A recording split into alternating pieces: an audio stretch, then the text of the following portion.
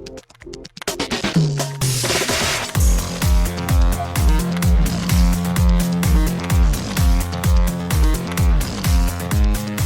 and welcome to Too Fast, Too Forever. There's all kinds of family. We chose this one. This is episode 201, Herbie Fully Loaded from 2005. I'm Joey Lewandowski. I'm Joe too, and this episode's brought to you by Jacobs Volkswagen. Bill Jacobs Volkswagen is committed to providing the best customer service and experience. They had just been awarded the J.D. Power Award Dealer of Excellence Award 3 years in running. Shout out to Bill Jacobs Volkswagen. That is 2211 Aurora Avenue, Naperville, Illinois. Oh, there's one in Lexington, Kentucky as well. So No, maybe it's a franchise. that's Dawn Jacobs Volkswagen. We're strictly sponsored by Bill Jacobs Volkswagen. So when you Joey. Google Jacobs Volkswagen, the first result is Bill Jacobs Volkswagen, but the side is Don Jacobs Volkswagen. Wow. Yeah, sorry. Apologies to Bill. Don, not on board. Anyway, also shout out to Michael McGahon, our patron, who picked this movie for us. We will talk about Herbie Fully Loaded after the break. But Joe, extracurricular activities, what have you been up to since we last spoke? It was a glorious return to Sunday this week. Oh, true. I mean, wait, did the Steelers win? I genuinely don't know. I'm assuming they did. Or no? They did. They went to Buffalo, played the Bills away in Buffalo in a full stadium full of rabid, table-breaking fans, was losing until the middle of the third quarter, and came back and won. And I was delighted. It was a great beginning of Sunday football for me. Then I just, continued chugging beers, watching Red Zone and football for the rest of the day. And it was just a wonderful time. Monday night game was excellent too last night. Oh, don't mention it because I haven't watched it yet. So I somehow have I just dodged said it was spoilers. great. I just said it was great. That's it. Yes, no more about it. No more about it. We're recording on Wednesday. I don't even know who played. So Please go watch it. Watch the Manning stream, by the way. The Mannings did a stream. Eli and Peyton did their own stream on ESPN. So if you can find that one, I think it's much more interesting than the broadcast. I TiVo'd whatever. I guess it's just the regular broadcast. I TiVo'd that, so that's on my Okay. TiVo for whatever. Yeah. It started out a little shaky, but then they brought on like a bunch of like old players and stuff, and they talked about like what they were seeing in the play, Okay. and it was excellent. Highly recommend it. Next Monday, if you get a chance, watch the Manning stream. It was great. I really liked it. Fascinating. At least. Okay. Yeah, Cool. it was like it's definitely rough. It was like their first one, right? So like there was like some stuff like Ray Lewis called in. He was on his cell phone. He was clearly holding his iPhone. So I was like, come on, man, Right. like. Yep. But at the same time, Ray Lewis and Peyton Manning were talking about like what they're seeing from the Ravens defense and what he's seeing from the Raiders offense, right? So he's like, it was cool. It was cool to watch, to see like them big brain exactly what's happening, audibles and checks, and he's like, and they obviously know exactly what's going to happen. It was really crazy. Well, I do want to shout out the Vikings for losing in a way that no team has ever lost before. Did you hear this stat? So I didn't know that it was team ever to. It's the first game to Okay. ever hit 0-0-0 in overtime. Okay. Where the points also get scored at 0-0-0. So the Bengals were the first team to ever win like that, and the Vikings were the first team to ever lose like that. The Bengals had the ball with 3 or 4 or 5 seconds left, and Yes. they spiked it, and then they kicked a field goal. So I guess it hit 0 before it went through. So time had expired, but it had never happened before, which seems like kind buzzer of beater. That's weird. Yeah, I don't believe that. I believe the stat, but at the same time, it's like it feels like that would have happened before, right? Well, I guess maybe not in. It happens all the time in the fourth quarter, but I guess in overtime, there's no reason to milk it, right? Yes, you're right. You're that makes so much sense. Okay, fair. yeah. That makes sense. Yeah. Sorry, that sucks. I mean, it's par for the course, right? It's Yeah, just... you know that whenever Rachel and I place our morning sports bet parlays, we never touch the Vikings games because we never want to jinx you or jinx against you either. Well, I guess the good news is that they didn't get COVID. So every week that Kirk doesn't get COVID, I guess is a win in some way. Yeah, true. Very true. Because it's gonna happen. It's gonna happen this year. It seems like it's very likely to happen. But not yet. The other thing that I've been doing is just besides sports is we've been watching some bullshit reality TV, whatever. Skip that. But we did watch something that you and I and Wes talked about, which is Why the Last Man. Are you caught up? Yes, I watched the first 3 episodes. Yep. Why the Last Man is a comic book that I really, really enjoyed. I realized I read it this is funny. I was like trying to place how I read it, and I was like, I remember reading it at Rachel's house. So I was like, Okay. damn, that's a long time ago. And I only was reading it. I was reading it on the iPad Mini she bought me as like one of our first Christmas presents, and I was like, that is really Cute. cool. That also places it firmly about like 10 years ago, right? Sure. So so I was like, damn, it's been a long time. So I was watching it. I really like the show. I can't tell if it's following the comic book or like well or not Okay. because I don't remember. Because you don't remember. Yeah, I just literally like don't like I know the gist of the story, right? And like I knew like, oh, like these are the important characters like as I see them, but then like some of it I'm like I don't know if this is how this went or not. But Yeah, because it's one that I've never read that you had told me to read, and I think Nico probably like because I had It's a great. list of like graphic novels or series or whatever, Yeah. and I had sent to him, and he had like sort of ordered them in terms of like what I should get to first or whatever. And like everything I've ever heard talk about Why the Last Man is in favor of it, but I still just Yes. haven't because I just generally don't. And so I don't know anything one way or the other. I've read headlines of like where they're drawing inspiration from, Pelosi or It's- Ivanka Trump, yes, or like yes. there's like more trans stories in the comics. So Yep. like that's all modern. I understand that, but like Yep. in terms of the one-to-one adaptation, I don't know if it is or not. But I'm enjoying the series through 3 episodes. I really like it. I agree. I'm excited to see where it goes. It feels see, the thing that I'm thinking and I'm not sure, but I feel like there was like a long journey at the beginning of the story.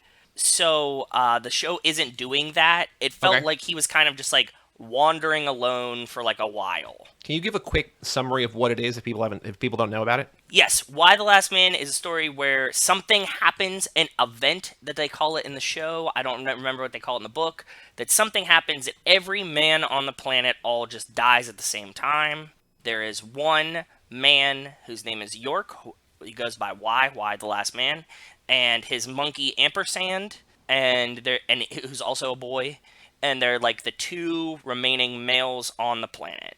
I really liked it because it's like the world is run by women, but it's women that just lost a bunch of men.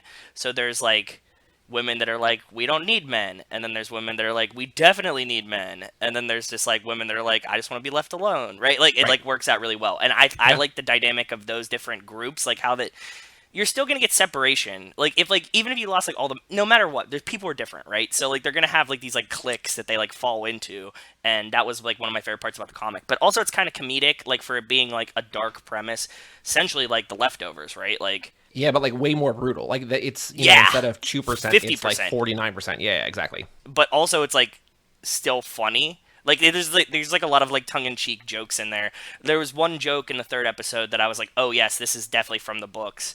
Like he's self aware that like the shit is funny, right? Is the like joke about his name, or just be sort of vague about it because I don't want to spoil anything? But what was the scene, or what was the joke, or what was going on? I'm just trying to gauge where like what's when he like is like, oh, the last doctor, we have to visit Doctor Man. Oh, right, God yes, has a sense of humor. yes. And That's it's like fine. yes, Yeah. yeah. Yeah, so it's on Hulu. It's on FX on Hulu, so it's on FX, but it's also on Hulu the next day. So I think Yes. new episodes on Mondays. So there were 3 that are out now as you listen to this, or a 4th if you're listening on the main feed will have come out yesterday.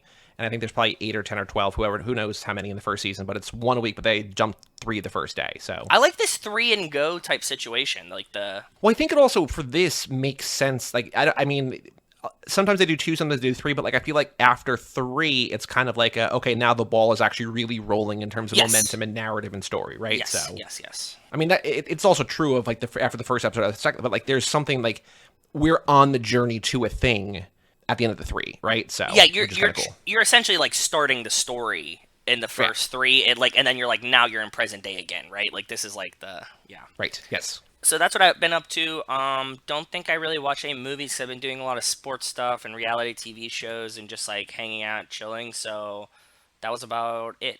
What about you? Let's see. Have I watched? I've done actual things, but I'm trying to see if I've watched movies of note. I watched A Quiet Place Part 2, which you guys saw in theaters, I think, right? We saw Quiet Place Part 2 in theaters. We didn't see the other Part 2, Don't Breathe Part 2 yet. Oh yeah, that's yeah. A Quiet Place Part 2 I thought was good. I mean, I don't really remember much about the first one. I think this one was good. I wish that there was more Emily Blunt in it, kind of like about the kids doing things. It is about the kids, yeah. Which it's fine, but whatever. And then the other big movie that I watched that was really good was American Werewolf in London. Have you seen that one from 1981? No, but I feel like I feel like my sister's boyfriend just said he wanted to watch this movie.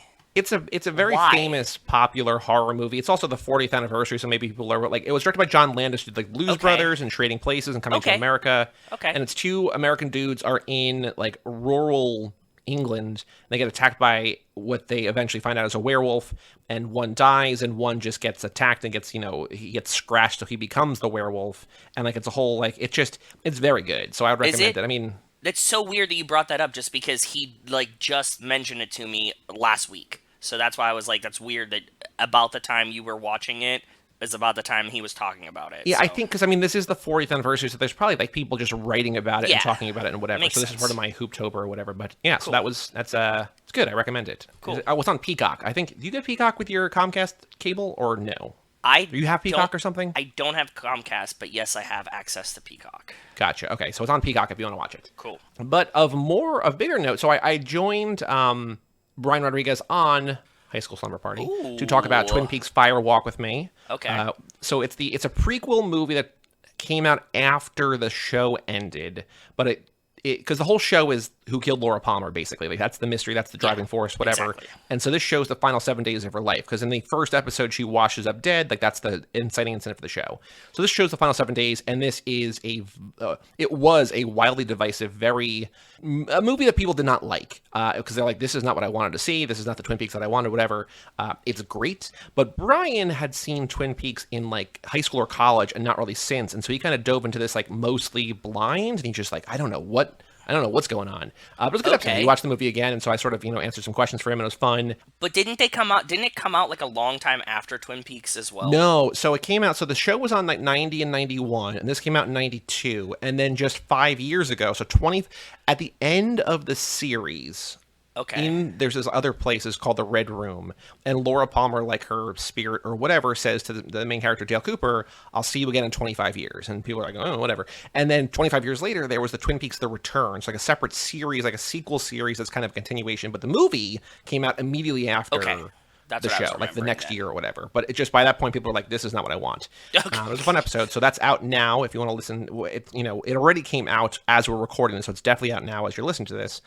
So if you like Twin Peaks at all, go check that out on High School Slumber Party. Yeah. I've also gone to, and this is almost unprecedented, I've gone to 2 concerts in the last week. Oh, fancy boy. Yeah. So I went with Brian, because I was going to go with Bob, and then Bob couldn't go, of How to Win the Lottery, but I was like, I need somebody, and like, the concert was in New York, and Brian's like, I'll go. So we went on Friday to see Andy Schaaf, who was a Canadian folk singer, and it was good. I really enjoyed it. That was my first concert back since October, like since Halloween 2019. So Brian and I went to this place in Brooklyn, which was good. What was it in Brooklyn? Was it like the Brooklyn... what's the name of the place? No, it's a tiny place called the Warsaw. It's like this Polish themed. Yes. You have been there. Okay, so they sell like pierogies and stuff. Yes, it's very cool. Yeah, it's really fucking weird and cool. But yes, I saw the Blood Brothers there. But yes, I did. It's a good spot, and there's also like a huge bar that is like kind of tucked away around the corner that I didn't go into. But like there's like a venue space, and there's like a little kitchen area, and then there's like a huge bar. So. Yeah, it's a weird spot, man. I like it a lot. That's cool. I had a feeling it was there. That's cool that you went there. So we went there on Friday, and then last night, as we record this on Tuesday, I saw Julian Baker in New York, and she is a singer. So I don't know if I've mentioned her on here before. I talked to Wes about her, I think. So I probably maybe saw it on Twitter. I don't know. One of my favorite artists is Phoebe Bridgers, who I'm seeing actually next week. So I'll talk about that next episode. You're a concert boy this month. I know. But like, there's nothing else. I got nothing else going on. There's like 5 things I'm doing in September, and there's nothing. But Phoebe was in a band with Julian Baker called Boy Genius, which was just like a side project. And so Julian Baker had a new album come out this year, and so I saw her. I went with Bob last night. I couldn't find, like, I was asking all these people, like, I normally go to concerts with, like, nobody could go, or nobody was free, or whatever, and people like, I don't really want to see her, or whatever. Yeah. It was really, really good. It was at the Beacon Theater. Beacon Theater on the Upper West Side, and it was seated, which was nice. Ooh. And it was great. I mean, she's incredible. Like, she's sort of indie, but she also, like, rocks kind of hard, which was good, and, like, her voice is just incredible, and so...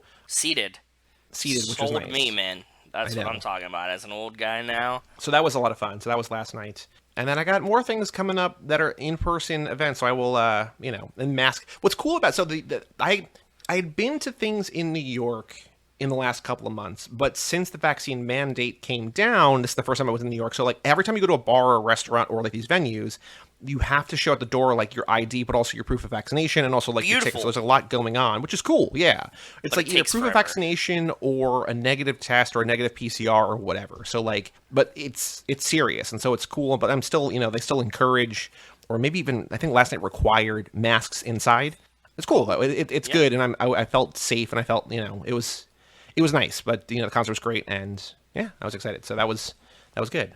But yeah, that was extracurricular activities. We have an email address. Wait, no, that's not what we ordered. Geez, I feel like we haven't done this in a while. We did this normally. We have a Patreon page, toofast2forever.com. Shout out to Cassie Wilson, Jake Freer, Ben Milliman, Nick Burris, Alex Ellen, and Justin Kleiman, Brian Rodriguez of the aforementioned High School Summer Party.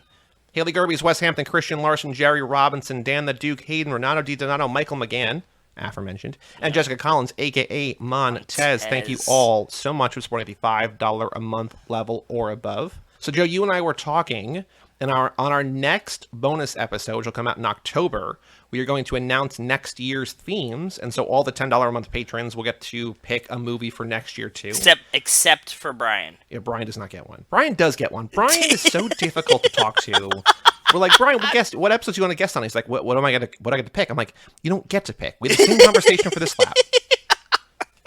You don't get to pick. You don't get special rules. Brian's been driving Joey crazy in the chat for like 3 days, and I've been hysterical about it. So I just needed to. He's like, just put me on whatever. I'm like, no, that's not how this works. I'm not supposed to put you on a thing. Tell me what you want to do. And then you pick the movie. He's like, yeah, that's fine. I'm like, cool, okay. Anyway, it was like this weird like nobody flinching between like pick something and I'm not going to pick anything situation. It was really like, it felt like Rachel and I talking about dinner or something. Like, just pick anything. I can't pick anything. So Brian will be back. He'll be on 2 episodes this lap, and then probably 2 episodes next lap as well. He'll be here. It's just Brian is doing his thing. But so the way that like the laps go and continue or whatever, like this year there were 3 laps that, you got 1 pick for, but next year there's only going to be 2. Like it's going to start in like March or whatever and end in like November-ish or whatever. Yeah. So it's going to be, you get more bang for your buck, I guess, because then at the end of, what lap are we in now? This is 9? 9. So then we're going to do 10. So at the end of 12, we'll do like another 3 laps or whatever, so you get in one. So anyway, long and short of it is that you'll soon know next lap's theme. The patrons already know. Yeah, they've been. Everyone will know soon. And then the patrons will know even sooner what next year's themes are. So if you want to get in the know, toofast2forever.com, even $1 a month gets you all the stuff or whatever. Yeah. Just a buck. That's all it takes. Now we have an email address, family@cageclub.me, and we have 2 emails, one of which is an actual YouTube comment. So that one is first. Okay. So someone named Back to the Island, I have no idea who this could possibly be, commented on our video about Tokyo Drift. He says, I don't listen to the YouTube versions. I'm assuming it's a he. I don't know. I don't listen to the YouTube versions, but I really appreciate seeing the clickbaity thumbnails from this lap come across my YouTube feed, which are all just the circle Jacob ? So yeah. Oh, that's good. That's really good. Yeah, I like those too. That was a good idea. Shout out to maybe Wes. I don't know if that was Wes or not, but very likely. And then the actual email we got was from Alex Ellen, and subject line, startled by Vin at 8:30 a.m. Okay. He says, watching the track walk before the Italian Grand Prix, and as they're interviewing one of the McLaren drivers, it quick cuts to Vin Diesel getting a picture with Lewis Hamilton. Then a minute or 2 later, after they interview Usain Bolt, they show Vin and Usain talking briefly before they hassle Vin about trying to drive one of the F1 cars. Wasn't prepared for this kind of crossover, but a welcome surprise. I was not watching F1. I heard that it's been really great lately. I have friends that are super into it right now. But I did see the pictures of Vin and Lewis Hamilton come across some Fast and Furious meme pages. I just didn't know the context, so I appreciate you explaining it, Alex. Thank you. Very cool. It is, it's jarring to see Vin Diesel on your TV at 8:30 in the morning when you're not expecting Vin Diesel to be on your TV at 8:30 in the morning, right? So, but it also was like a thing where it was Vin Diesel, but like 8:30 in the morning, and he's next to like a professional race car driver, and he like looked bigger than he did in F9, because obviously, it's been a lot of time since he shot that movie. Like, his biceps were huge, and I thought that it was like somebody making fun of somebody else saying that guy looked like Vin Diesel, so I was a little confused at the beginning, but apparently it was actually Vin Diesel. Gotcha. Okay. Yeah, he looked like ripped. His biceps were huge in this picture. That's what I remember from it. I mean, he's a He's a swole man. Yeah, he must be prepping for The Rock to come back for FX. That's all I'm saying. Yeah. It has the movies. That's all the emails for today. If you want to email in family and at shout out, wait. Shout out to our new fan that just tweeted us yesterday. Oh, Lane. Yes. Lane's on episode 7 right now, so he'll get to this in a few months. Years, maybe, but Lane... I don't know, like, I can't... I know, I like the show, and I like us, and I think we have something good. I can't imagine listening to 200 episodes of this in a row. Like, I can't... I cannot possibly fathom. Like, I appreciate and respect and cherish each and every one of you. You're going to live through the pandemic again. Once or twice a week. Yeah, even that maybe too much. Like, to binge this from the beginning is a level of dedication that is admirable and appreciated by me. Yeah, appreciated and scary, but thank you. So shout out Lane when you get here. Brian blue car. Yes, he did. He has a fucking Porsche. Yeah. That's so sick. Yeah, when you get here to episode 201, know that we saw your comment. We appreciated it. Thank you. In 2023 or whenever you get here. So exactly. That's all the emails, family at cageclub.me, or just, at Too Fast, Too Forever on all the socials or whatever. I looked the other day, we did that thing, and I basically cut it all out of the last episode when we were, like, fumbling over Facebook podcasts. I looked on Tuesday morning to see if the new podcast had been posted on Facebook. Didn't see it, so I don't know. What I cut out of the last episode was, like, 6 minutes of me, like, where is it? I don't know where it is. And me being like, I could see it, and you're like, I don't know where it is. And you're like, I found it, and I was like, I can't find it. But now that I know where to look, I was like, oh, I'll just find it, check it. Nope, didn't show up. So maybe it's there now. I don't know. But yes. Family at cageclub.me. Joe, on the streets, news about the Fast and Furious. Is there anything you've seen? Because I don't think that I have. No, I haven't seen anything about Fast and the Furious lately. All right, then the final thing to do in a very quick intro before we take a break and talk about Herbie Fully Loaded is talk about the Fast and the Furious minute 27 of Too Fast, Too Furious. Only one possible title. Only one title. And Drive. You all right? You might want to keep your eyes on the road, Playboy. What, you think we're gonna crash? I haven't decided yet.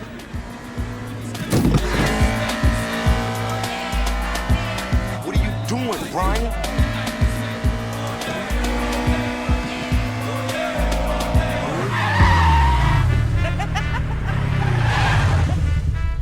He did the stare and drive on you, didn't he? He got that from me. Don't be scared, represent your town, your city. Who you know push Chevys like this? Candy pants with a pump in a phone like this. They count. Bumps across the world.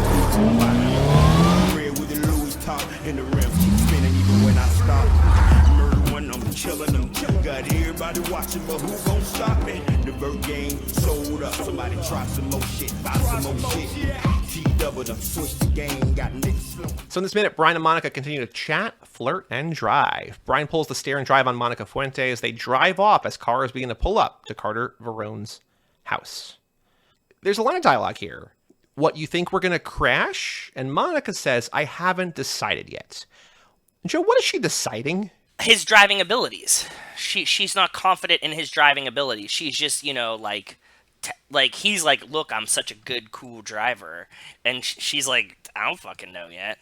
Okay, so she's trying to figure out how good of a driver he is. Like, no, she knows that he's good, but...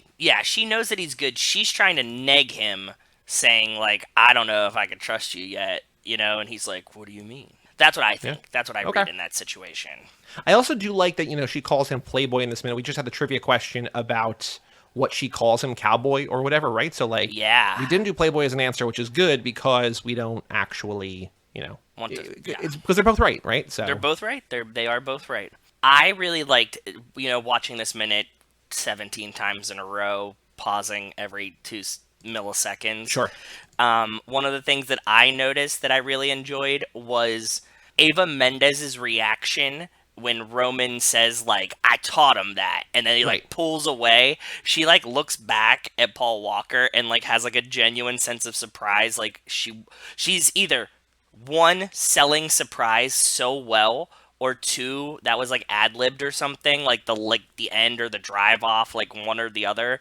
It just seems very natural, and I like that a lot. I like seeing her face in that one shot, like that second as she turns and she's like, oh shit, like, yeah, she's like, I cannot believe that not only did you just do that, but she also seemed into it, but like that Roman did it and he taught you about it, right? So yeah it also, it reminds me, totally different, of in Seinfeld of George's dad's The Stop Short. Stop It's Short. not that, Yes. but it's the same Thank kind you. of like, it's a way to flirt. I think I've made this joke on this show before, and you were like, Probably. "I don't know what you're talking about," and I'm like, "The Stop Short." Like I taught him, like that's my move. That's how I got The you. difference here is that this is reckless and dangerous. That's just sexual assault, right? There's a difference, but it's Yeah. similar in Yes. the end, the means to the end, I guess, right? Yes, So- and Stare and Drive, Stop Short. They're alliteration a little bit. They sound. Oh yeah, and by the way, in Seinfeld and Simpsons, I'm at the end of season 6, about to start season 7 for both. So Oh, cool. Very good. cool.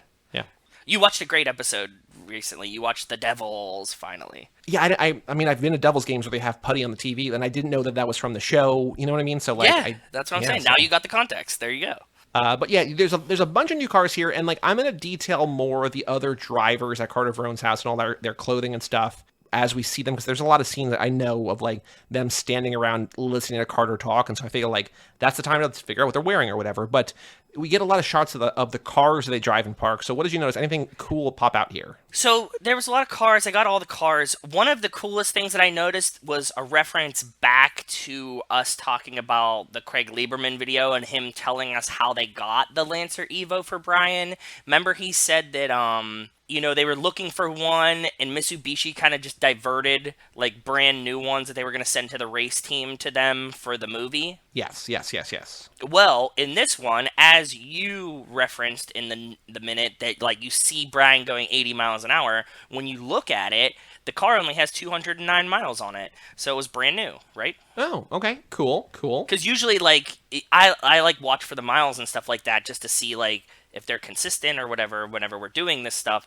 But to see the shot of the dash and it only have 209 miles, like the car is brand new, so it's like weird that it would be impounded brand new, right? Like, Well, so it's a weird thing about that, not about this, but in the similar note that I was going to forget otherwise. But when we get to Herbie Fully Loaded, they do a shot of the odometer there, and the mileage is exactly, I think, 55555. And what Michael Keaton comments on is just, oh, this goes up to 200 miles an hour. It's like, yeah, well, there's like a cooler thing here. Like, it's just like, what do you... Anyway, but yes, I noticed that in a different thing. I did not notice it here, and I think that's good. But I was just like, there's like a more unusual thing that like you're totally missing to be like, oh, that's weird. But yeah, but anyway, cool, good. yes, that's exactly right. There's some cool cars here. There's a Viper. There's a Saline Mustang. This is the first shot of the Yanko Camaro that we see that's referenced in Crossroads. That drive to V's house. The Yanko Camaro's there. And is the Yanko one? Is that like that's Fonzie or the other guy's car, right? Yes, Is that- yeah, it's that's the one of blue main and cars? white. Yeah, okay. The blue and white Camaro. There's Yeah. like the orange one and the blue and white one. Yeah. So it's the first time we see that quickly. I know that there's some other cars that are gonna pop up, but those are the ones that you see in this shot. That was dude, I was begging so hard on the Stare and Drive to get any type of street sign, and they're all perfectly framed out of it. Like, John Singleton continuing to frustrate you. yeah, but John Singleton just shot it. Almost now I'm thinking it's on purpose that he cuts all landmarks out of shit. You know what I mean? Like, it's been too many scenes where I've been like, oh, in other movies I find, like, what the street is or, like, what, like, anything about it. And, like, it's been too many times in this one that I haven't noticed anything. Like, they're just, like, totally blocked out that I'm like, I think you did this on purpose. So, Maybe. respect to him, but also, fuck. Anything else of note that you saw in this minute? No, that was about it, because it's, like, in the cars and then the other car's pulling up, so. I wanted to make note of the songs that Oh Yay by Pitbull has been playing for the last couple of minutes that ends here, and then we go immediately into the Trick Daddy song Represent. Yes. So I told you, I don't think I mentioned on the episode last time, maybe I did, I don't remember, but the site that I was using to get the transcript of the script and the correct when needed disappeared. It just like, this site no longer exists. My fuck. But I found, I think, the same site that I used for the first movie, but a weird thing they do is they also put the lyrics that you can hear in songs. Oh, so you have to, like, clip them all out? Yeah, so it's just like, there's not a lot of dialogue here, but I copied a bunch, and it's just like mostly, but it also made it easier. I mean, you could hear the dialogue, you could hear the lyrics, so like it wasn't hard to Google or whatever to confirm the song. Yeah. But I was just like, oh, but it's just weird that it's just like, and they have like little like hashtags or pounds or just like, it's notating something different, but it's just like, I don't know, what? Okay. Sure. Yeah. Weird. So the trivia question, I think this might be hard. I don't know if this is fair, but I don't have a better question. But the one I have here is, what's the fastest we see Brian's car accelerate to during the Stare and Drive? Because we see 2 insert shots of the odometer. Yeah. I was trying to think of a question more along the lines. I'm just gonna like spitball with you for a second to see if we can come up with another one. I was trying to think of a question more along the lines of like, who taught Brian the stare and drive? But people know that.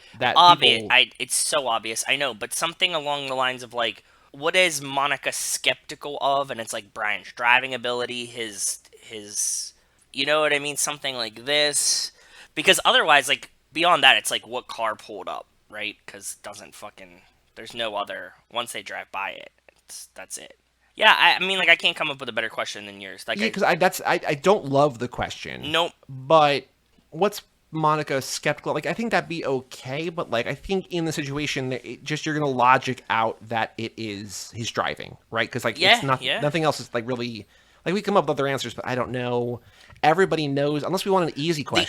The only other question that I had that is what's the only car we see reverse in front of Carter Verone's house?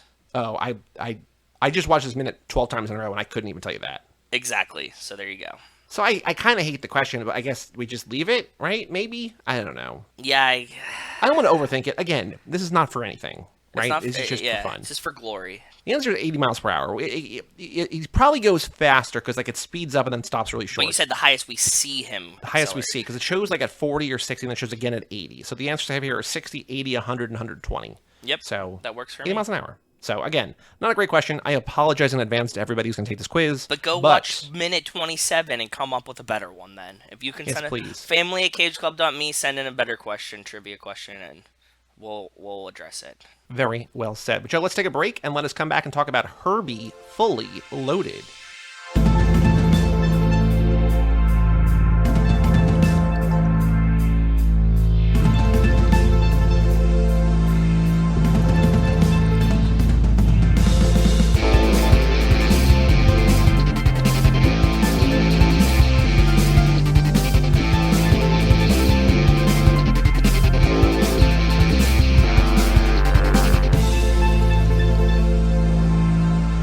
Welcome back to Too Fast, Too Forever.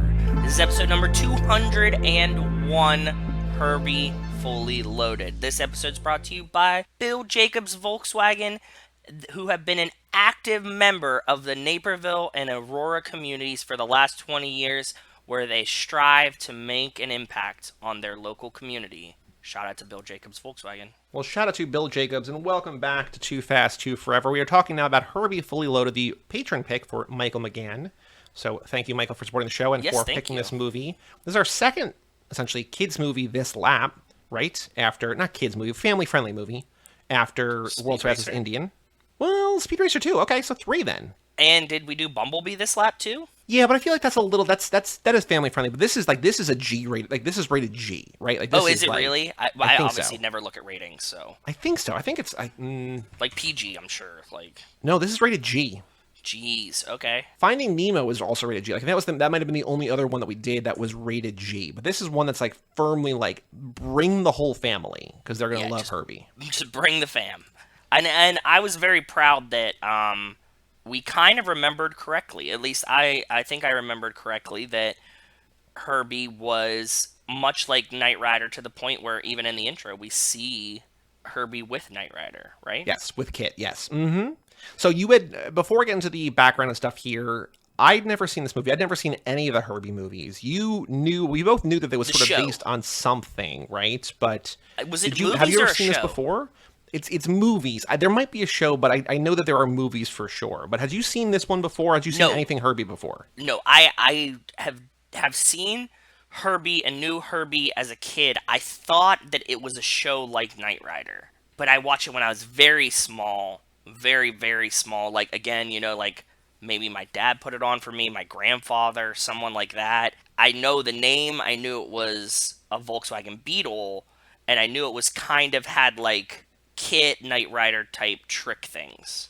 Okay. That was the extent of it. So there is, I just looked it up, there is a TV show, but it only was 5 episodes. So it's mostly known for being the movie series. Yeah, there are 4 movies that came out between 68 and 80. Okay. And then there was a movie called The Love Bug in 1997, which was directed by, it might have been a TV movie? I don't know. But it was directed by Peyton Reed, who is noteworthy because he's done both and the upcoming Ant-Man movies. Oh, and wow. also Bring It On. So it's a guy who, like, this might have been, like, this is one of his very first things that he directed. Pretty cool. Okay. So after, like, 17 years, it came back in some form, and then in 2005, Thomas Lennon and Robert Ben Garant wrote a screenplay and adapted it, and then they made this movie. This movie starts out, and I'm kind of just like, doesn't this just feel like Bumblebee? A little bit, right? It feels a lot like Bumblebee to me. Like, when I was like the beginning, I get granted, it put Transformers into a weird perspective for me, because I was like, oh, I had totally forgot. If you just mix, like, Knight Rider and Herbie, you essentially have Transformers. So what's different about this movie, which we'll talk about, or maybe we'll just talk about now. So Bumblebee, very quickly. So, okay. Knight Rider, the whole premise is that it's a smart car that communicates with David Hasselhoff, right? Like, Mr. Yep. Feeney talks to David Hasselhoff, just like, we're a team. Yep. Bumblebee, she gets the car, and then she finds it transforms into Bumblebee the Transformer. And it's then sentient. she's like, oh my god, you're a robot, right? And Bumblebee was a Volkswagen, right, when she first gets him? Yes, in Bumblebee, yes, because in the original movies and at the end of the movie, it's a Camaro, but it's, for most of that movie, it's a Volkswagen. You're right. Yes. In this movie, it's pretty clear, I think, that there's something going on with Herbie. That Herbie is, like, pranking people and, like, flailing and is sentient. Yes. And no one really comments on it. And then at some point, Lindsay Lohan's basically like, oh yeah, Herbie's Herbie, and then just, like, doesn't address it again. It's just like, wait, hold on. What? Yeah. Yeah. Well, I mean, no, they make a lot of jokes, like, we have to, like, exercise the car and, like, stuff like that. But, like, nobody's, like, actually concerned about this. No. And nobody thinks it's weird either. Like, Herbie basically drives himself most of the time, or a lot of the time, right? Yeah. At what point would it be the first drive? Would it be immediately, where you get behind the wheel of this car that you buy for $75, which apparently is the same amount of money that he was bought for in the original thing? It's like a nod to the original movie. Oh, okay, that makes sense, because I was like, $75? Fuck. Yeah. Okay. Right. At what point would you be like, oh, this car's driving itself. Like, this car is a robot or something. Like, immediately, right? Because yeah. She's not doing anything, and she just like, oh, like, she just drives into town and is like, that was weird, and then, like, gets on with her life. Yeah, but when you accept that Herbie is just Herbie, things go a lot better. So, but yes, the feel of if a car started driving not to my response, I would have freaked out and jumped out of the vehicle. Yeah. And yet, Lindsay Lohan, Maggie, Magpie, Mags. Mags. Yeah. Doesn't care. No, I mean, yeah. She got a car for $75. She's about to be an ESPN reporter, bro. Like, Which she is not. She shrugs off. Like, so I'm only an associate producer or assistant producer. It's like, what? So many kids would, like, kill for that job. And she's like, oh, whatever. She Fucking graduated crazy from Los Angeles University. Skateboarding up there to get her diploma. Oh, okay, good. I'm glad you brought up skateboarding. I mean, I still have more trivia, but Yes, go on. Go ahead. Yes, please, sorry. go ahead. We're in like fine. a nice It's fine. weird I don't have a hole. ton, but it's fine. It's fine. So, one thing I noticed immediately, like, I have, like, more stuff from the beginning of the movie, but one thing I noticed immediately is every shot of Lindsay Lohan, quotes, skateboarding, is just legs and then, like, a shot of her holding a skateboard. Yep. And I was like, come on, man. Like even the one where it's, like, they, like, do 2 pushes down the thing. Like, they couldn't even have taught her just to, like, stand on a skateboard. Yeah, like, I wonder, that's either she tried and couldn't do it, or refused to do it, or Yes! like, contractually they were like, she's not, like, her representation was like, she's not getting on a skateboard. Like, there's no way that we're going to risk her, It's too her career for dangerous. this. Yeah, exactly. So, like, it could be any number of those things, but none of them make sense to me. It's like, just, like, 2 pushes on a skateboard? You couldn't even, like, maybe it, like, wouldn't have looked the best or the coolest, but, like, how much of that footage did you need? I mean, I get that there was, like, a point where, like, she does, like, a kickflip, and I'm like, okay, cool. I get it. That's, like, a trick. And there's at one point where she's kind of doing, like, very light Rodney Mullen stuff, where she's just, like, rocking back and forth and, like, kind of spinning all around, like, without moving. I'm like, okay, that's also, like, not wildly complex, but, like, but it's a little advanced, right? Yes. It's and a that's little just, like, advanced. And that's also played off because, like, we're seeing it through Herbie's eyes, like his headlights, and he's just seeing her legs. Like, he can't see the whole body, so it's fine. But yeah, like, her skateboarding up to Los Angeles University is just like, well, okay. You couldn't have pushed 2 kicks on the skateboard, Okay. but okay, Lindsay Lohan. Speaking of her, this was her last Disney film. It's also coincidentally her last box office success. Really? Yeah. So this had a $50 million budget. It made Jesus. 144 worldwide, including 66 here. So even if you double that for marketing, which I don't think you double it for marketing, it still made money. So still a success. Yeah, because it was like a Disney Lindsay Lohan movie. Like, I get that they had to do marketing, but it couldn't have been that much, right? Right. Reception of Rotten Tomatoes not great, like 40% by the critics, 38% by the audience. Like not crazy high, but not terrible, and like successful at the box office, like enough that they could have done a sequel, I guess. But she then was like, I want to do more adult things or whatever. Like, I think shortly after this, she does I Know Who Killed Me, which is kind of an adult, like where she plays twins or something, and like she's like a stripper or something, and then she'll go on to do like, you know, whatever with James Dean, the porn star, like in like actual scripted films. But like she very consciously after this breaks from her Disney persona and yes, pulls the Vanessa Hudgens and Spring Breakers thing, kind of, right? In theory. The craziest trivia, and this is not on the wiki, it's only on IMDb, and I don't know if this is a rumor because it's insane, but there is on IMDb, the top rated trivia is that after they finished shooting this movie, and I don't doubt that this could have happened, but at the other hand, it's just like, why cast her then? After they finished shooting the movie, Disney decided that she was too busty for the part for a kids movie, so they used digital techniques to reduce her bust size. They unboobed her? Apparently. And so all that meant is out reading this is that I was just staring at her chest the entire movie. Not the entire movie, but like a lot. I'm just like, and like, but like I was, because like some, you know, I read this as I'm starting because I don't She's normally so covered read the whole trivia. time too. That's the It's thing. like, yes. So that's like, exactly my point. Like I was just trying to think back now because like I honestly wasn't, and I think Lindsay Lohan's gorgeous. But like I wasn't staring, but like the whole time she's like covered to the neck, like she's like in a t-shirt. No, that's like the whole thing. Exactly. I don't normally read the trivia of movies that I haven't seen before I do because I don't want to spoil things or whatever. Like whatever. But this is the first one, so like as I'm copying and pasting it into the doc where I'm taking notes, I'm just like, oh, that's weird. I can't unsee this. Yeah. She skateboards in and she's in like regular clothes. Like she's never dressed in anything even remotely skimpy. But she's in her like regular clothes, and then she's got like the graduation gown on top of that, and then she's like clutching her diploma over her chest. I'm just like, at what point are they like, we see too much boobs? I don't doubt that Disney and like just men are like, we can't whatever, women can't handle ourselves. Right? Yeah. But why cast her then? Like, you know, it's not like she like hit puberty in the last like 3 months of making this movie, right? Like, you know what you're getting. I mean, I don't think she's like particularly huge either. You know, it's not like I think she is. But like in this movie, it's not accentuated because she's in t-shirts. She's in like a racing jumpsuit. Yeah, like, she's in like a lot of fully covered things. It's a rated G movie. It's not even like it's a PG or PG-13 where they're like, because it's a movie like boys like cars. It's not like they have to like lure boys out like, oh, there's a scene where she's in a bikini or whatever. Like it's nothing even approaching that. It's just like her as like kind of a tomboy, right? Yeah. And like there's like kind of some flirtatious chemistry with her and Justin Long that like do they even kiss? They do at the very end. Herbie bumps him in. Yeah, so that's the extent of that too. It's just like there's nothing sexual about this. So like if this is true, it's insane.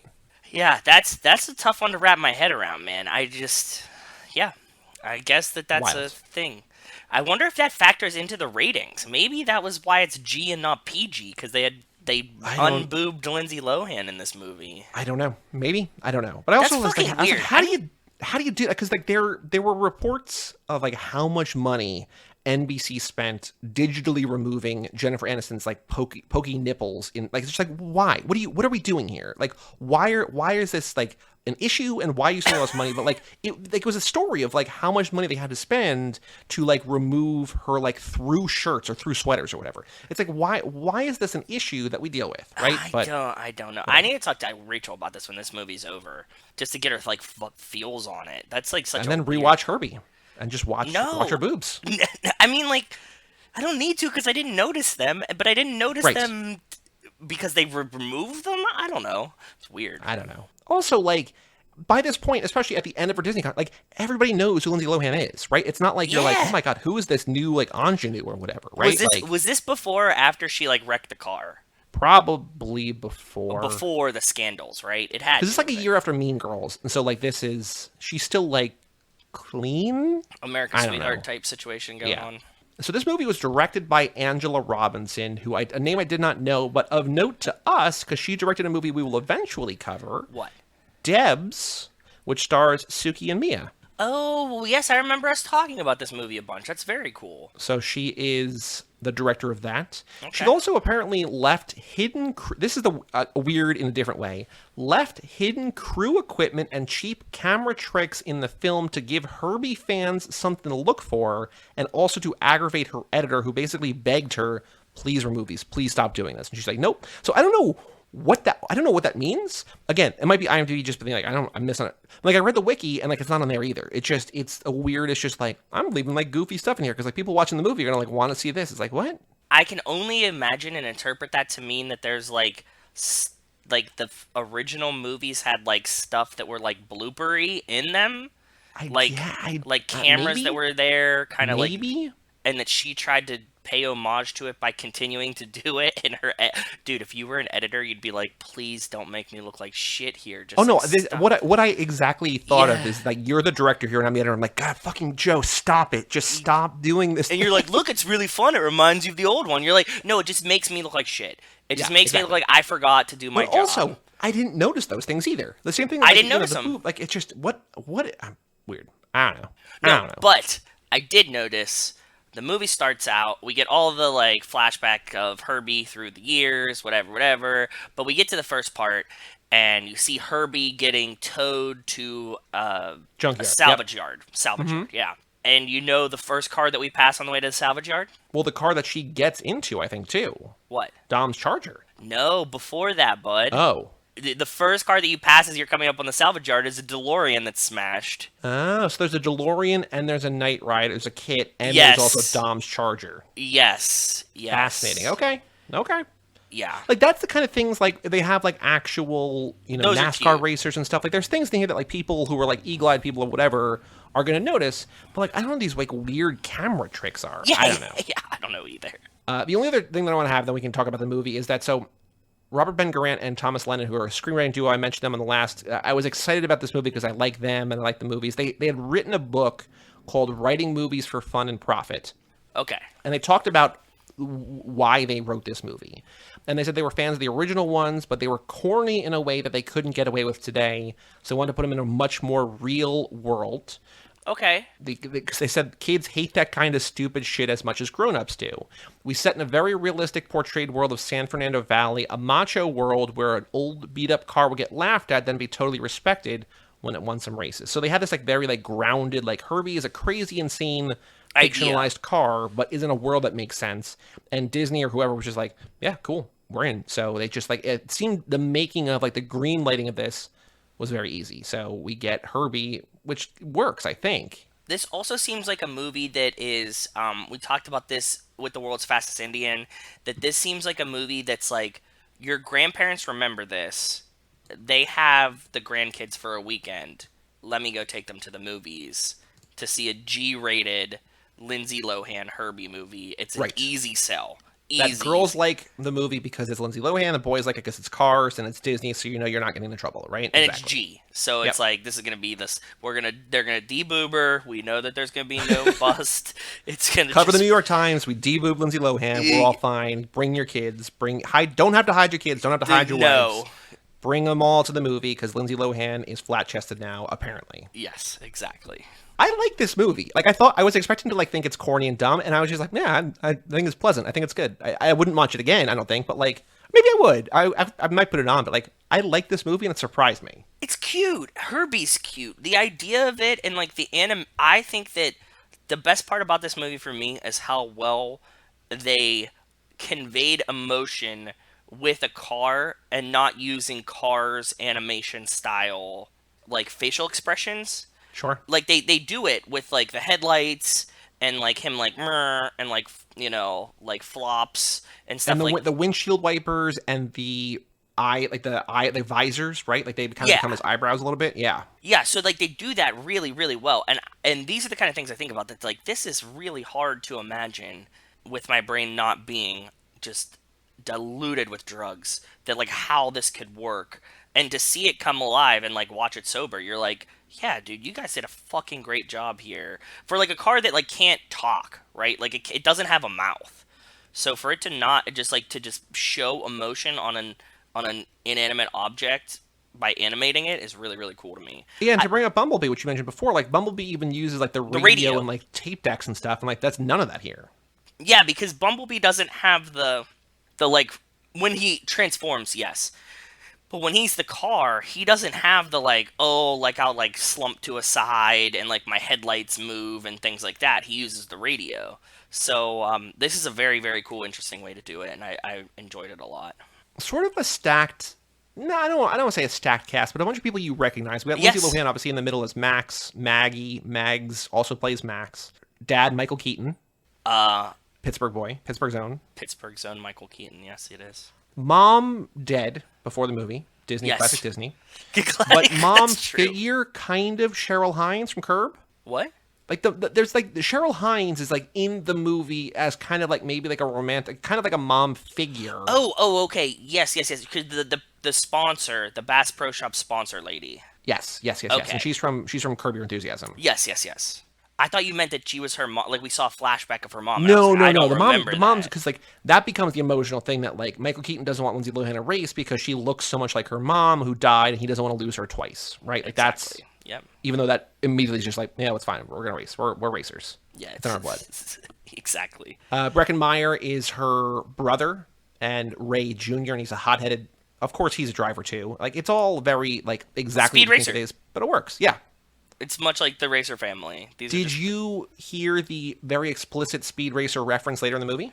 Yes, when her and her friend are in the car, and she was like, "Oh, you went full Racer X after." I still can't believe you were pulling a Racer X. And everybody was like, "Oh my god!" Like if we had done this again 2 weeks ago, I'd have been like, I might have known, but it's still like it just worked out perfectly. It worked out perfectly. Great lineup. Kevin Dillon as like the kind of smug, like sort of kind of Dom Toretto of the world, but like an asshole Dom Toretto. Like he's like the NASCAR hot shit, right? Yeah. He just plays like a professional NASCAR racer. The thing that's so weird about this movie that kind of like took me for a loop is that Lindsay Lohan's brother and Michael Keaton's son, same person, yeah, is a NASCAR driver. Right. Yeah. And like the family has like a company or a team or whatever, right? Like they're an established thing. Yeah. They're essentially the Racer family team. Like they're like a, smaller homebrew kind of team, but at the same time, they're professionals on a professional course. Yeah. And then they like run into some people like they don't know who they are, kind of. It's really strange. I'm not familiar with NASCAR, but like if you're a professional in a sport and the other person plays the sport too and is a professional, you would at least like kind of know who they are just by like. And aren't there only like 40 or 60 or 80 teams? Like there's not like there's. That's what I mean. Like not like 2 million. Right. Yeah. Like it's closer to the number. It's closer to the number of helicopters than the number of cars. Yes. Exactly. Yeah. So like you would know, like even if you're like, oh, like look at all these like small shitty teams, like you would know them. I guess okay. So it's not exactly a direct comparison, but like if you think about it, like European soccer, like there's like the Champions League, the Premier League, or whatever, and there's like the lesser leagues. Yes, championship. You might not know all of them, but you know the ones that were in the Premier League at some point, right? Yeah, I don't know. I'm just trying to figure. I don't know, but like they kind of defend it or set it up in a way that is like, oh, yeah, we're on like a losing streak, and so maybe they're just like they're really making no waves, like they're just really bad.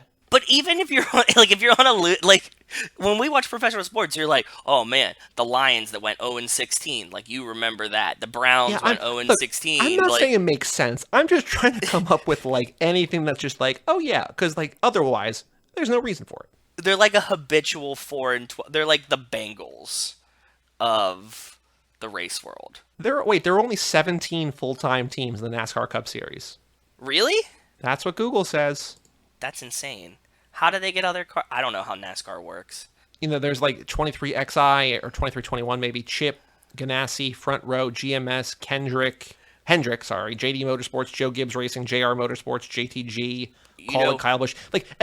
I've never watched more than like 3 minutes of NASCAR, and I know half these names, right? So like for someone in the sport to be like, I don't know who you are, it's like, what? Yeah.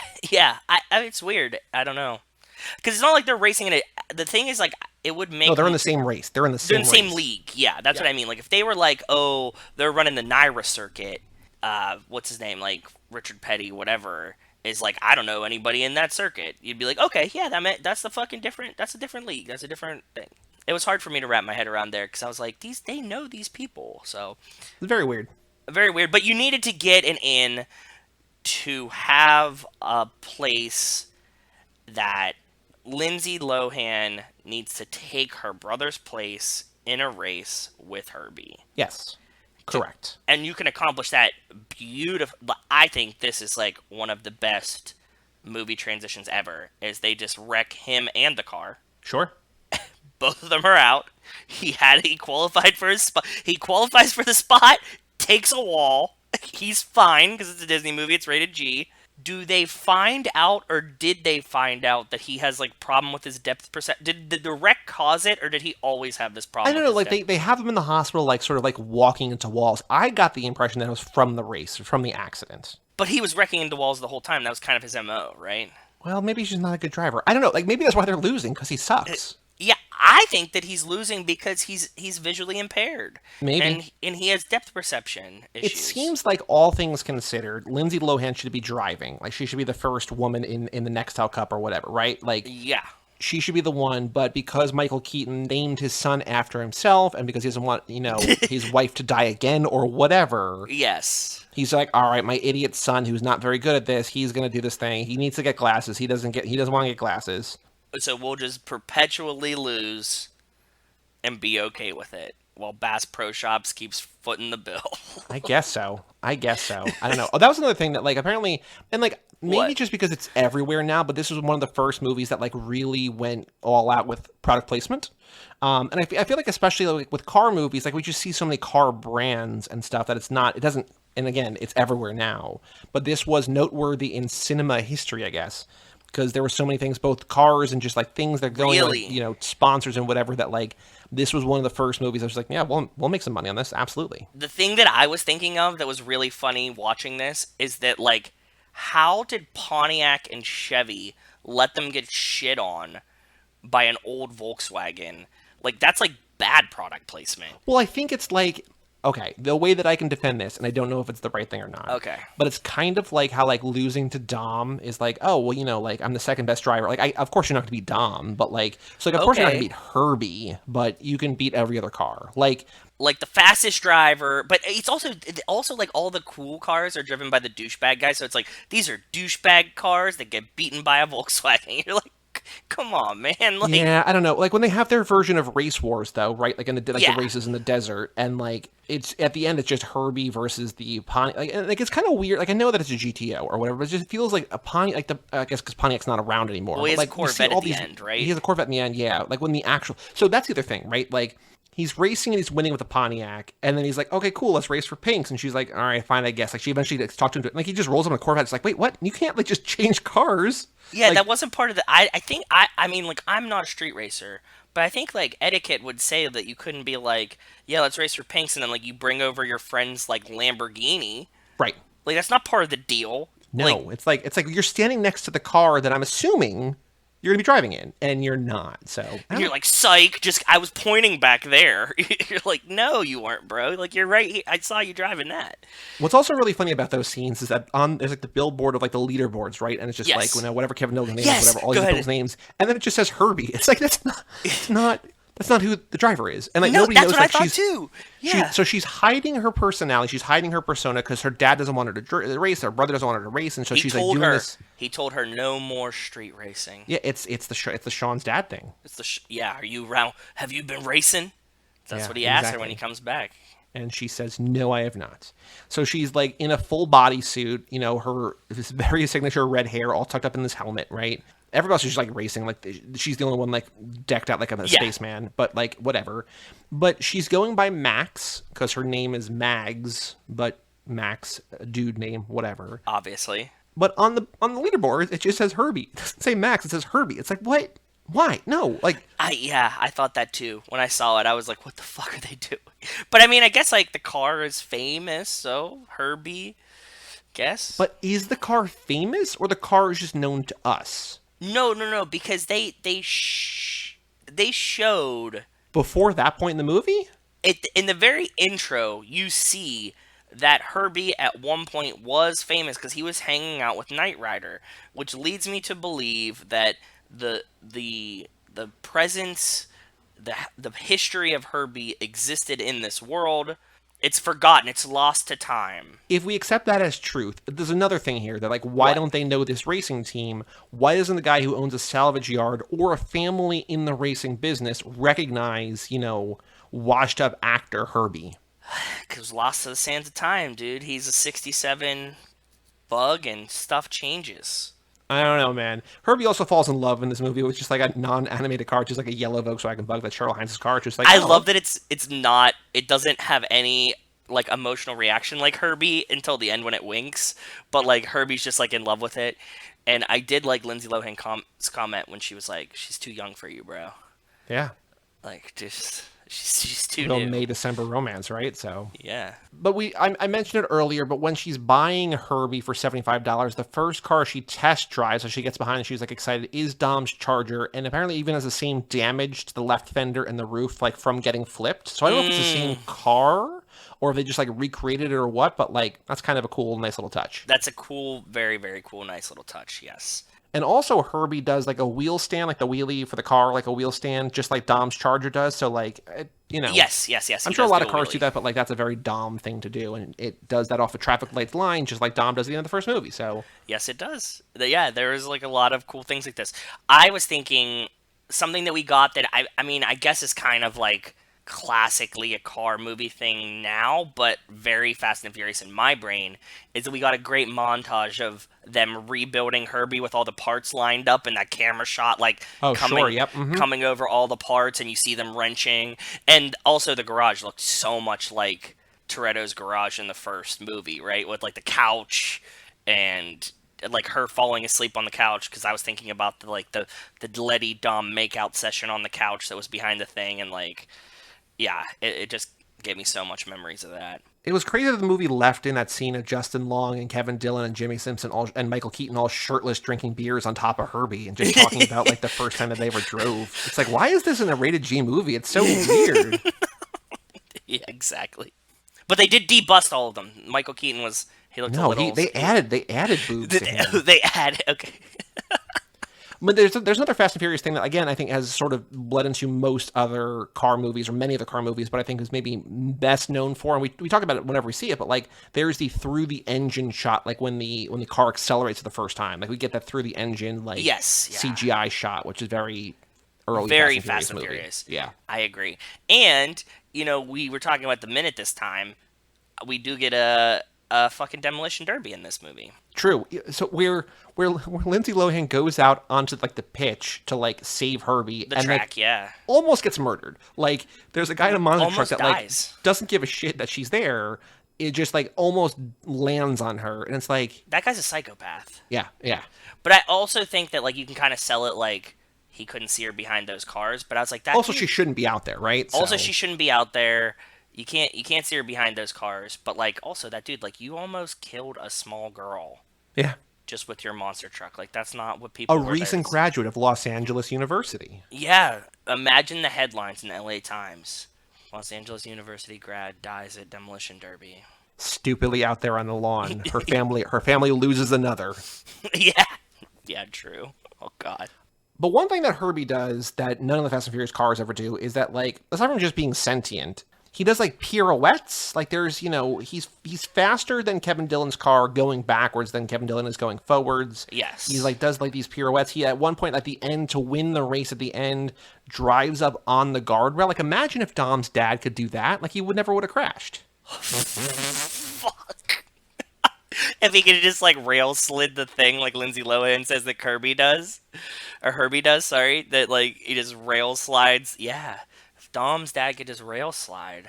It's another level. I guess he's just not as connected to the car. If he would just have been thinking about rail sliding and not, Oh no, I wasn't talking about that. So that's something separate. But at the end of the final race, when he rides up on like the metal like in front of the fans, like the guardrail in front of the fans. Yeah, not as like 50-50 grinds, because he also grinds on a rail. I mean, he does everything. He's a one-man wrecking crew. Yeah, he is.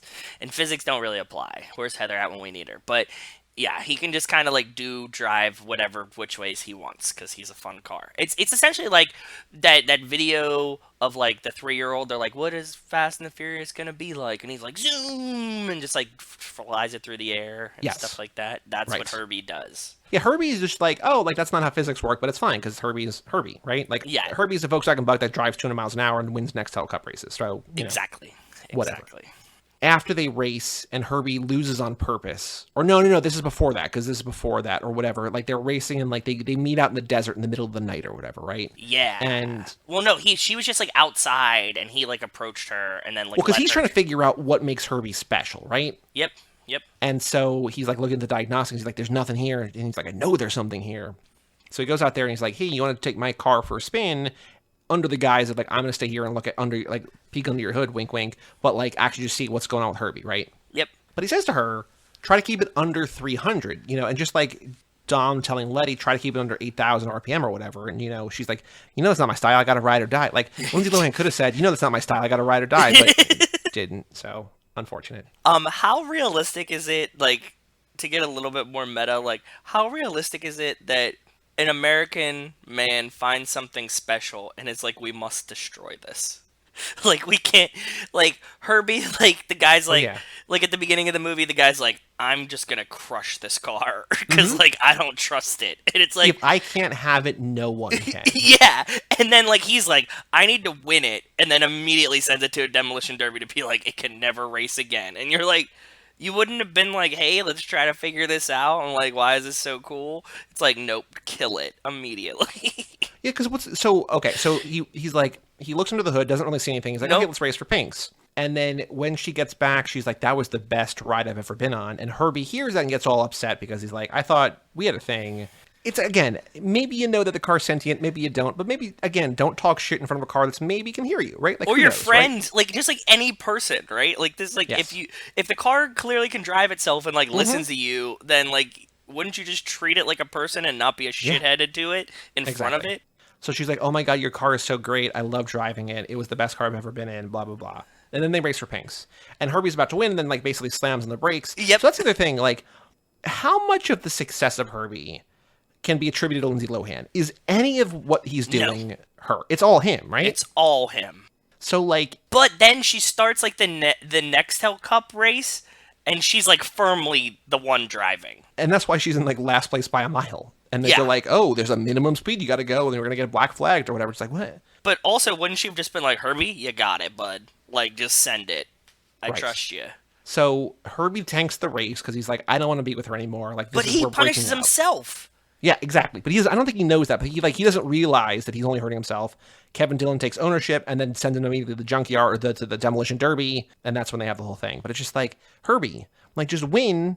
Although I guess Herbie And then go knows. tell Lindsay Lohan to fuck yourself and just drive off. Well, so because then if Herbie wins that race, Lindsay Lohan wins the Corvette, and I guess he's upset that she won't drive him, even though this whole thing is predicated on, "I'm only going to be here for a month. I don't need a car." I'm leaving soon to go to By the way, I also really, really loved that they're in LA and New York is like a big scary city.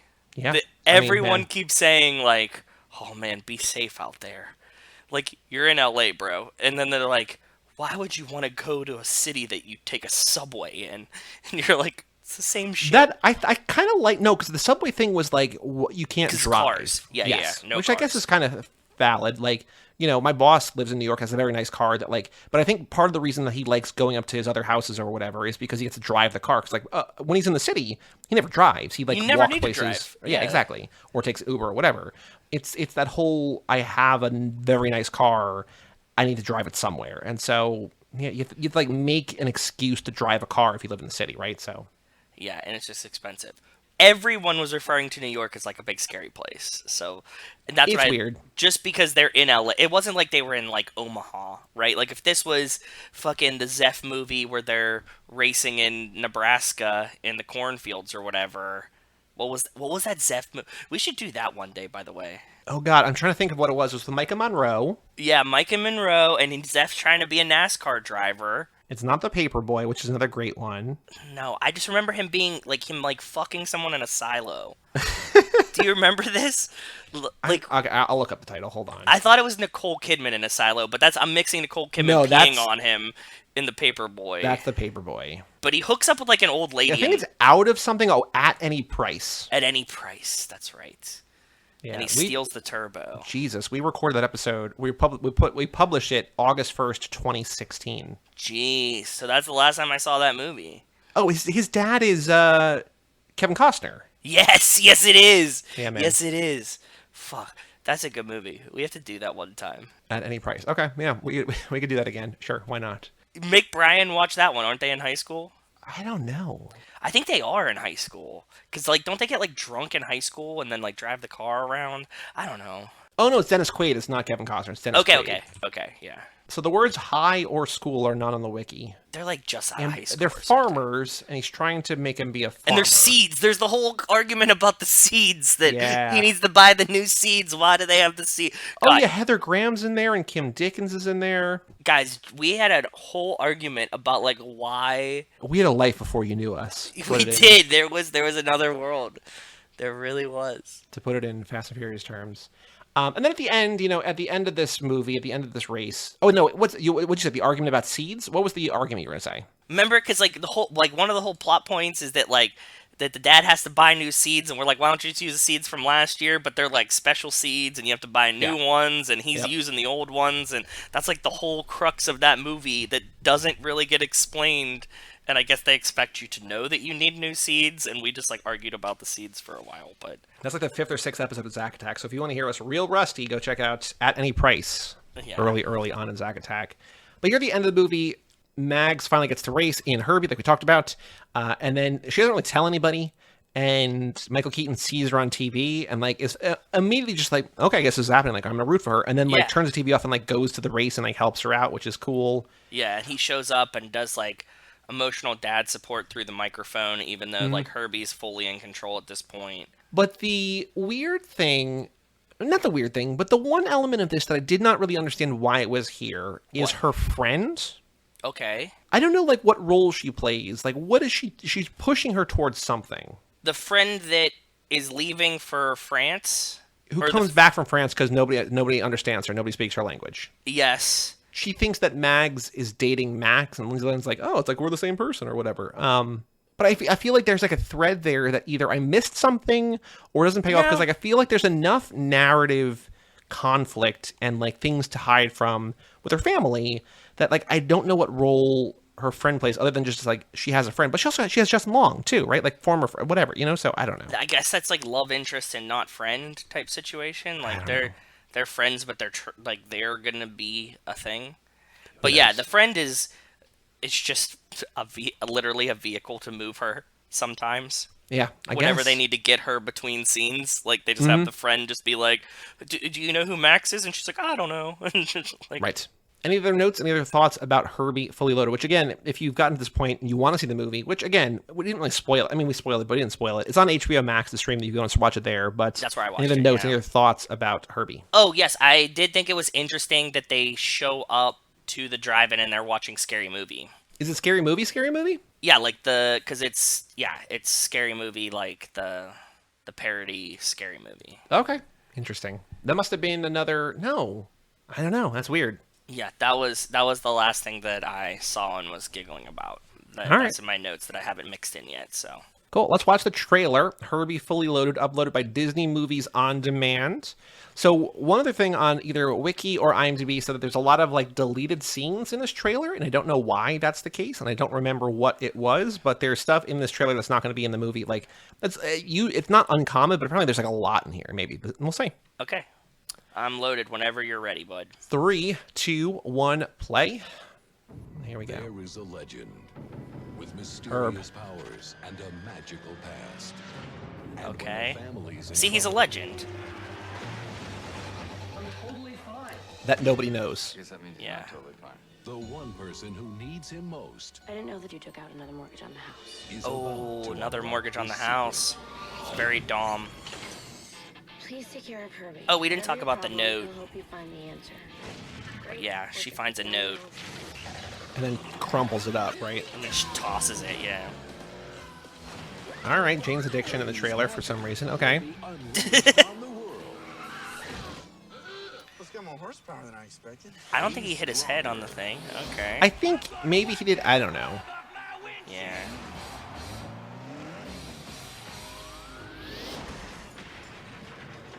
That's harsh. He's faster. Faster. He looks like he's younger in this trailer than he is in the movie. Kevin Dillon. Yeah. He's So there's her friend. Oh, there you go. Crazy Town. Herbie, she's too young for you. it's all good. Under the hood. Oh, okay, that wasn't in the movie, right? I don't think so. I think you're right. I don't think so. Car just winked at me. You feeling okay? Oh, they're telling you NASCAR drivers will be in it. That's not a surprise. Cool. You're not getting behind the wheel of that car. Dad, I'm a Peyton. Racing is in my blood. Two unlikely Racing is in. I'm a partners Toretto. Racing is are in gonna my make blood. the whole world believe. Lindsay Lohan. It's like we're connected or something. Okay, she looked pretty busty there. Yeah, but she's in a t-shirt, like up to her neck, like not even like a deep cut. You know what I mean? Yeah, full sleeve. There's nothing ordinary about this bug. And Michael Keaton. Maggie, I want you to guess. Okay. Oh yeah, driving over a car. That's pretty cool. She also hitches a car. Revved up. Yeah, that's illegal. All new Herbie. That car's alive. It's mocking me. Yeah, I did think that it was funny, like in the opening credits, is like an introducing or like guest star Herbie. It's like, well, okay, a Yeah. little cute, but whatever. Okay, fine, sure. I didn't think there was that many deleted scenes. Who knows? How did this like old 67 car that they clearly are like using like the Boxer engine that was in the Volkswagen, like how is that conform to the race spec standard? Like we just because we just watched the World's Fastest Indian where like they were like, bro, like Right. there's no way that this thing is gonna run. And he's like, no, I built it, it's fine. And they're like, no, like you'll die. Like how is like Herbie okay to be on the track with these cars and then they just get smashed? But hey, kids movie, shit happens. Yeah. Don't think about it too hard. Nope, definitely not. Instead, think about the letterbox game. So for reference sake, Oh. Mad Max Fury Road has been seen by 887,000 people. We're closing in, maybe by the end of the year, maybe a million. I don't know. Maybe not. Close. Herbie Fully Loaded, 2005, directed by Angela Robinson, starring Lindsay Lohan, Michael Keaton, Matt Dillon, and Breckin Meyer, has been seen by how many people? I think that we've hit a point where 2005 is going to be enough that there's going to be people on Letterboxd that remember this from their childhoods. It's skewing me. I feel like we got to go higher because I feel like there's going to be a bunch of like Zoomers on it that rated it 40,000. You're too low. I'm also finding something. In one of the reviews on Letterboxd, in the music video, they use the 3 non-Skyline cars from the first race in Too Fast, Too Furious. So I got to find this out. But keep going. You're too low. 60,000? Too low. Really? See, I was scared of this. 80,000. Too low. One more guess. 105. 115? 116. That's a 116,000 ton, people. dude. Yeah, I was way skewed by yeah. Okay, Lindsay Lohan, Michael Keaton, 2005. Is it like a lot of people that are rating it like I loved this movie as a kid, or is it like people that have like watched it in the past like year being like, man, It's Lindsay hard Lohan- to tell. It's Okay. honestly hard to tell. Okay. Since I logged this yesterday, 2 other people logged it. This person who talked about the movies or the cars from Too Fast, and then somebody just remembering watching in the theaters. I don't know. Okay, so yeah, there you go. Maybe a mixture of both. I'm looking right now. There's a music video for the song First by Lindsay Lohan, where it's Herbie's in there. This video was posted by Lindsay Lohan's account in 2009, and there's cars in there, and Herbie's in it, but like that's 4 years after Lindsay Lohan's blonde here and like into her music career. So like, I don't understand. I don't know any of this. I also don't see like Suki's car. Like there's clips from the movie and so I don't know. Weird. Supremely weird. Anyway, okay. Out of those 116,000 people, average rating of 2.3, most common a 2, then a 3, then a 2.5. Average rating 2.3. How many have it in their top 4? 5. Too low. 15. Too low. 35 is high. That's it. That's where I draw the line. 28 people. 28 I was have this in close their with top 35 4. at the end there, but I can't imagine 28 people. Damn. Yeah. 3 of these people have a Scooby-Doo movie, including one at Scoob, but it was just like weird that I guess people who like these like Scoob, I guess. I don't know. But we're going to Trent Brenneman at Trent Brenneman on Letterboxd. Trent Has Krim? no activity. Trent Krim from The Independent? Trent Krim, The Independent. This is Trent Brenneman, Chicora, PA 16025. That's the only information on his thing. 0 films logged, 0 this year, 0 lists, 0 following, 0 followers. But he has a top 4, and Herbie Fully Loaded is number 4. The reason I picked Trent Brenneman of The Independent is because we've covered 2 of his other top 4 movies, and the other one I've never heard of. So the one that we've never heard of is a movie called RV, which looks like a family road trip kind of thing from 2006. Okay, like We're the Millers, but yeah. For families, yes. Okay. That's his number 1 favorite movie of all time. But numbers 2 and 3 we have covered on this very podcast, one of which makes a lot of sense. Speed Racer? No. Okay. One of which makes less sense. Back to the Future? No. They're both from the 2000s. I know that doesn't really help you, but they're both from the 2000s. Give me something here. We covered 2 of them. Are they like both like kind of kids movies? One is not. Not Scoob. We just covered Scoob. That was not this for podcast. for Zack Attack. But in that realm, I mean, in a family-friendly animated movie that is on brand. Cars? No, but again, close. Turbo. Okay, good. There you go. So Herbie and Turbo, which makes sense that those are very close. Yeah. Car movies for the whole family, then RV, whatever. And then Trent Brenneman's number 2 movie. It's a Fast and Furious movie. Guess which one is Trent Brenneman's favorite Fast and Furious movie, apparently? Los Bandoleros. Nope. That's a weird guess, but nope. It's a main installment, one of the Too 10. Fast.